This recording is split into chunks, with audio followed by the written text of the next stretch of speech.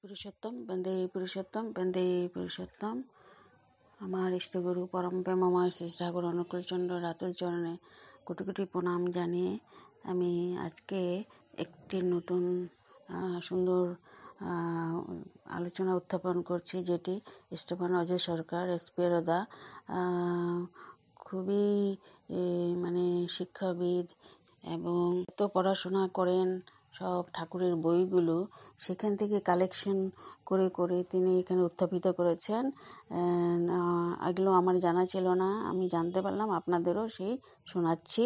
প্রশ্ন ঠাকুরকে করা হলো, একটি সন্তান হতে একটি শুক্রকীট লাগে, কিন্তু লক্ষ লক্ষ শুক্রকীট স্ত্রীর যোনিতে প্রবেশ করে।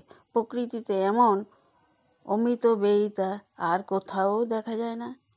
শ্রী ঠাকুর তখন বললেন, পুরুষ শুক্রকীট স্ত্রীর ডিম্বকোষের সঙ্গে যেটা সঙ্গতি আছে সেটাই স্থান পায়। জন্মগ্রহণ করা বড় কঠিন ব্যাপার। আমার মতো লক্ষ লক্ষ সত্তা ঢু মারছে। কালীঘাটের মন্দিরে ধরো একজন একজন করেই ঢুকতে পারবে, অথচ লক্ষ লোক দাঁড়িয়ে আছে। একজন যদি ঢোকে আর সবাই বাদ পড়ে বাইরে থাকে, পারাপারি করতে লাগে ঢোকার জন্য। সেই অবস্থা কল্পনা করতে পারো? জন্ম নেওয়া ওই রকম কঠিন ব্যাপার। প্রত্যেকটা শুক্রকীট জীবন্ত। ভাবুন তো কি কথা বলছেন ঠাকুর। তো আবার প্রশ্ন করা হলো, কোটি কোটি শুক্রকীট কার মধ্যে কোনটায় যে গর্ভায়িত হবে সেটা তো একটা দৈব। ঠাকুর বললেন, আমি বলি দৈব না, বাপের যে বিষয় শুক্রকীটের সঙ্গে মায়ের ডিম্বাণুর মিল আছে সেইটাই মিলিত হবে। এটা আমি আবার পড়ছি, বাপের যে বিশেষ শুক্রকীটের সঙ্গে মায়ের ডিম্বাণুর মিল আছে সেইটাই মিলিত হবে।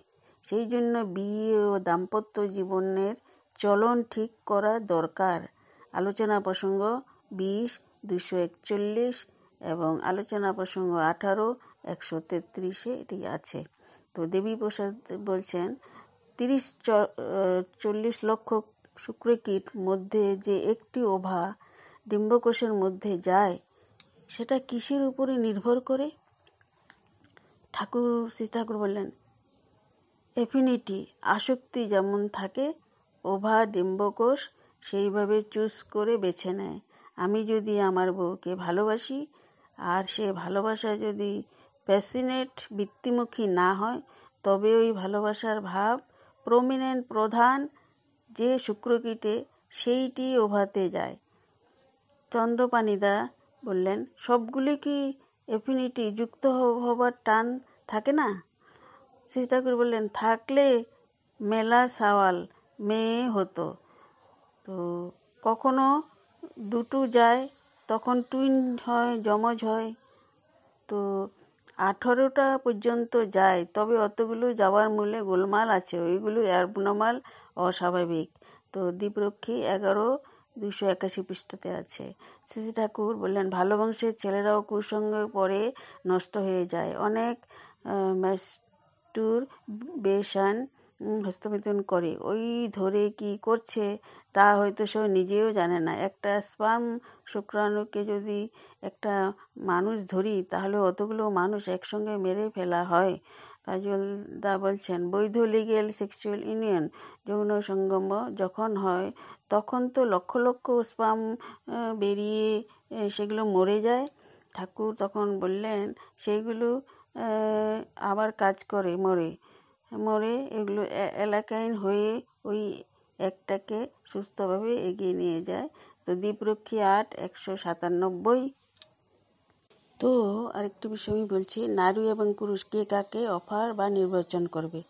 পুরাণাদি সকল শাস্ত্রের সমাধান আছে, নতুন কিছু নয়। সতী, সীতা, সুভদ্রা, মনসা, রুক্মিণী সকল নারী তার বর পছন্দ করেছিলেন এবং পারিবারিক বাধা অতিক্রম করে বিবাহ স্বয়ংবর করেছিলেন। নারীর গর্ভে সন্তান জন্মে ওরা স্বপ্ন দেখে। তাই কোনো ছেলের সঙ্গে মিলন হলে তার স্বপ্ন পূরণ হবে, তারাই নির্বাচন করবে। অবশ্য সেই শাস্ত্রগ্রহণ বোধ যদি থাকে, আজ এ বোধ মেয়েদের না থাকায় চেহারা, গাড়ি, টাকা, ঘুষ করি নেতা এইসবের চটক দেখে বিয়ে করতে গিয়ে বড্ড ঠকছে।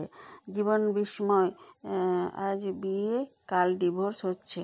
তো man should run after glory and women after man. পুরুষ ছুটবে গৌরবকে লক্ষ্য করিয়া, আর নারী ছুটবে পুরুষের পশ্চাতে পুরুষকে লক্ষ্য করিয়া।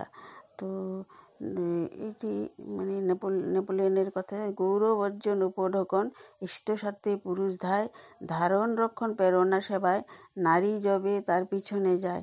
মূর্তিমতী লক্ষ্মী সেখানে নারী জীবনে বৃদ্ধি পায়। অনুশ্রুতি 1 নম্বর বিবাহ 15-তে আছে যে পুরুষ তার আদর্শ প্রতিষ্ঠা করার জন্য গৌরব অনুসরণ করিয়া, স্বার্থ প্রতিষ্ঠার জন্য কামিনী বা কাঞ্চনকে অনুরক্ত হইয়া তাচ্ছিল্য বা বিফলতাকে আহরণ করে, তাহাকে পুরুষ না বলিয়া পুরুষ বলাই ভালো। চলার সাথেই 67 নম্বর প্রশ্ন, নারী পুরুষকে বরণ করবে, কিন্তু সব দেশে তো পুরুষ নারীকেই আগে অফার দেয়। শ্রী ঠাকুর তখন বললেন, পুরুষ তাতে নিজেকে ক্ষয় করে, নারীত্বকে ক্ষুণ্ণ করে, সংকুচিত করে। নানা প্রসঙ্গ 1:74 আছে এটা। পুরুষের সবচেয়ে বড় অবমাননা নারীকে বিয়ের জন্য অফার দেওয়া। সে তো থাকবে তার আদর্শ অনুপ্রাণিত হয়ে, আর নারী সাধারণের প্রতি একটি সহজ বুদ্ধি নিয়ে নিজ পুরুষ নারীকে অফার দেয়। নারী তাহা প্রত্যাখ্যান করাই ধর্ম চলার সাথী। Killing before a women for lust and beauty is a woe to man and blasphemy unto the creator. The message, কাম ও রূপের মোহে নারীর সামনে নতজানু হওয়া পুরুষের পক্ষে চরম বিপর্যয় ও স্রষ্টার প্রতি অবমাননা। প্রেমের গন্তব্য যেখানে কামিনী লাঞ্ছনা মাল্য তার কণ্ঠকে শোভিত করিয়া থাকে। চলার সাথী 192। পুরুষ ছোটে নারীর পিছে, খোয়ায় শক্তি মেধা মিছে, কামার্ত হয়ে পুরুষ যদি লুব্ধ করে নারী, সদ্য আয়ু হারাবে সে, সমাজ ধ্বংসকারী। যেখানে পুরুষ নারীকে তার প্রিয়তমা করিবার আকুতিতে আপনাকে বিকায়া দেয়, শয়তান তাহাকে অবলম্বন করিয়া সমাজকে আক্রমণ করে, জাগ্রত করে। চলার সাথী 187।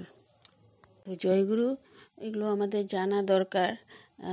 অনেক আলোচনা বই, এত তো আমরা সময় পাই না, তাই ইষ্টপ্রাণ অজয়দা সুন্দর করে এগুলো হোয়াটসঅ্যাপে দিয়েছিলেন। আমি আমার পেজে আমি পেয়েছি, আপনাদের সাথে শেয়ার করলাম।